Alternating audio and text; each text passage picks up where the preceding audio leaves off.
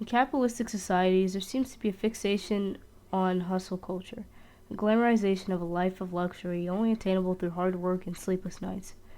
In America, we hold celebrities and self-help gurus in high regard, and our favorite superheroes are the rich ones. South Korea is no different. There is an idol culture there too, and their celebrities are held to a much higher standard than ours are. Their youth aspire to be K-pop idols and live the Gangnam Style from the time they're in middle school. What they don't realize is that it takes years of being in the training system to even be considered, and even then you can still be rejected and be forced to start over. Not to mention that even the most talented trainees need a bit of luck to be considered by even small companies. Why don't they realize how grueling the journey to fame and luxury can be? Well, it's because just like in the US, the mainstream media, namely visual media, leaves that part out. The K-pop videos, K-dramas, and even the films consumed in South Korea focus on romanticizing a wealthy lifestyle while providing minimal display or acknowledgement of the plight of the impoverished. It is this likelihood that depictions of class are given by these mediums that makes depictions like Bong Joon-ho's the necessary minority. Keep these terms in mind. Class mobility, the movement of people between social classes. This can come about through several different methods. For our purposes, a middle class refers to the middle 65%. These people average about $3,900 a month. Finally, socio-economical refers to how social and economic factors relate to each other. Up until the 70s, South Korea did not have a defined middle class. This changed when a district of Seoul called Gangnam saw rising real estate prices and urban development. Yang Mung-ji explains in The Rise of Gangnam Style that these higher real estate prices provide an opportunity for those living in Gangnam to achieve upward social mobility, while hindering those who want to move to Gangnam but now could not afford to. In the following decades, South Korea focused on globalization, resulting in new labor laws that hurt the working class, which also includes the middle class. Socioeconomic relations are complicated, and thus require nuance to portray accurately. But accurate portrayals of real-life hardships can be uncomfortable. That's why most media stray from it in favor of escapism. Most K-pop videos do not attempt to provide any commentary on South Korean society. They are simply made for entertainment and to sell albums. Psy's Gangnam Style is one of very few exceptions. Gangnam Style is a satire on the lifestyle of those living in Gangnam. It's important to note that Psy was born to an affluent family in Gangnam. He knows exactly what life is like there. That, coupled with the lighthearted tone and wackiness of the song, makes Gangnam Style palatable for all, including those it criticizes. The message is lost on those who do not speak Korean, however. Like K-pop music videos, K-dramas favor idealistic depictions of wealth. The most popular ones will have at least one wealthy character in the cast, and the main character most likely ends up with a wealthy love interest. In The Heirs, a K-drama written by Kim Eun-suk, the lighting looks more polished and artificial when showing the wealthy characters' lifestyles, and there seems to be more natural lighting in the scene shot in the US, where a main character spends his time while exiled by his wealthy family. Does this look like a punishment to you? When the female lead sister who lied about marrying a wealthy American man steals the only money she brings with her to America, it's mostly played for laughs. This happens while their mute mother is working for one of the rich families back in South Korea. The Heirs, like most K-dramas, is created for enjoyment, and that's okay.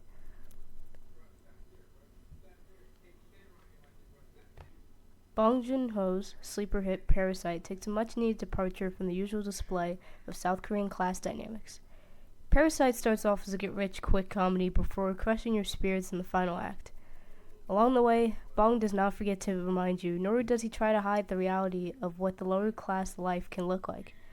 From the cramped, dark lower dwellings of the Kims and Mong Kwang and her husband, to the vibrant, spacious home of the Parks with the too green grass, Bong wants you to feel both the misery of poverty and the freedom that the Kims think working for the Parks provides. You can see impact of the real estate boom through the Kims' failure to use their skills for wealth in the beginning, and the Parks' lack of useful skills and assets other than wealth.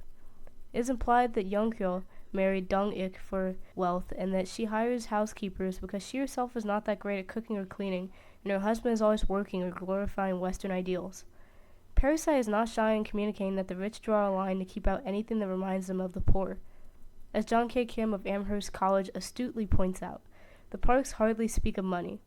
He says that the Parks treat affordability and access as brief and almost frivolous topics. Conversely, the Kims' every thought revolves around money as they have very little of it. As they enact their plan, their talk about money decreases. Parasite leaves the viewer room to think about financial status while ensuring that they are entertained throughout. You cannot divorce the film from socio-economic relations. Bong makes sure of it. In the late 90s, the world saw what is known as a Hallyu wave or a Korean wave. This wave was characterized by an increase in global popularity of South Korean media.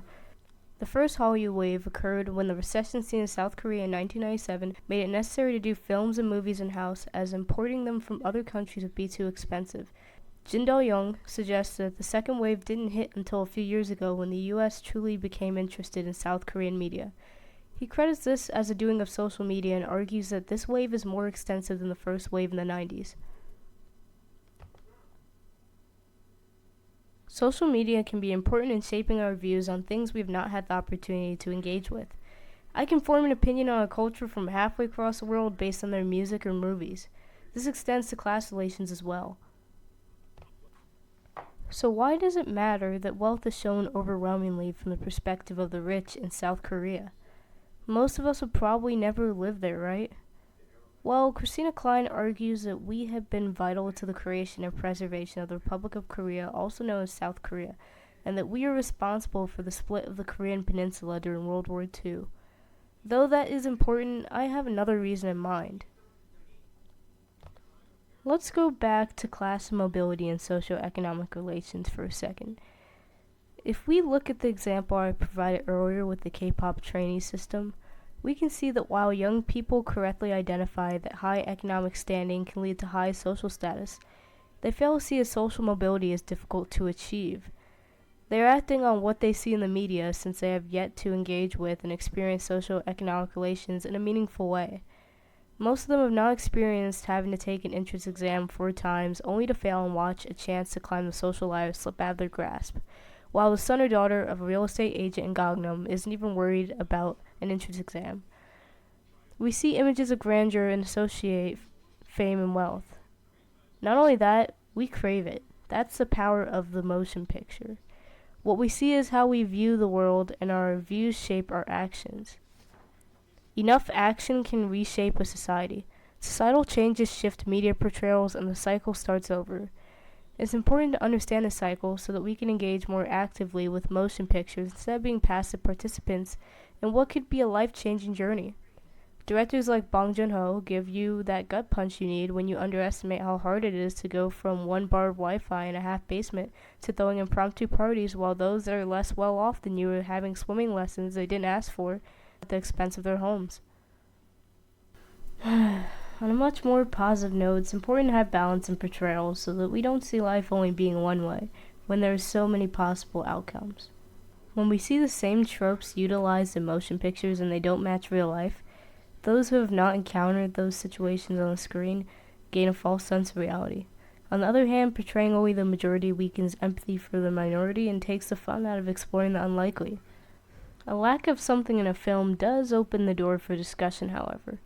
As Sheila Kunkel states in her analysis of Parasite, we should focus not just on what is shown in a positive light, but instead on what is not there, or what is there in excess.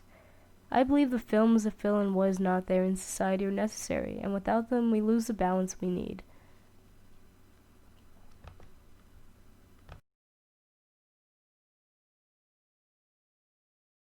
In capitalistic societies, there seems to be a fixation on hustle.